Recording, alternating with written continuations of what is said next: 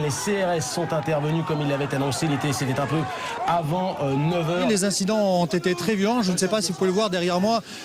La situation s'est un petit peu calmée, mais je peux vous l'affirmer, il y a quelques minutes, c'était excessivement tendu. La charge donc que vous avez suivie sur notre antenne, charge qui aurait fait 3 blessés selon Charles Foulard de la CGT. Qui ont été évacués, vous le voyez, sur des civières. On ne sait pas exactement dans quel état ils sont, ni s'ils ont été vraiment blessés, dans un face-à-face avec les CRS.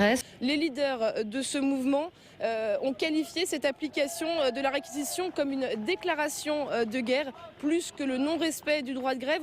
Ici, ils estiment que c'est la démocratie qui a été bafouée. J'appelle tous les citoyens, tous les salariés à se mettre en grève, car maintenant, il n'y a plus qu'une solution. C'est le retrait pur et simple de cette réforme. Notre lutte que nous menons ici, c'est la lutte de tous les salariés de ce pays. Aujourd'hui, j'ai envie de dire une chose à tous les Français. J'ai honte d'être française, de voir ce qui se passe en France, de voir cette dictature qui s'installe. Et ben voilà, j'ai honte et j'ai même honte d'être fonctionnaire aujourd'hui. L'intersyndicale qui doit décider de la suite du mouvement. Alors, ils ont émis l'hypothèse de bloquer les camions qui continuent à se réapprovisionner un peu plus loin là-bas. Et ils ont aussi émis la possibilité de revenir sur leur piquet de grève si, éventuellement, les gendarmes mobiles venaient à s'en aller. En tout cas, dans la majorité, pour Jean-Pierre Raffarin, la fermeté est la seule réponse contre ce qu'il appelle la radicalisation des grévistes. Écoutez. On ne peut pas accepter le blocage.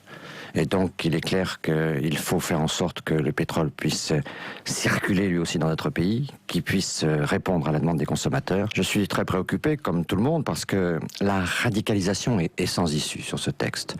Nous sommes dans une situation où nous ne voulons pas et nous ne pouvons pas reculer. La majorité est déterminée.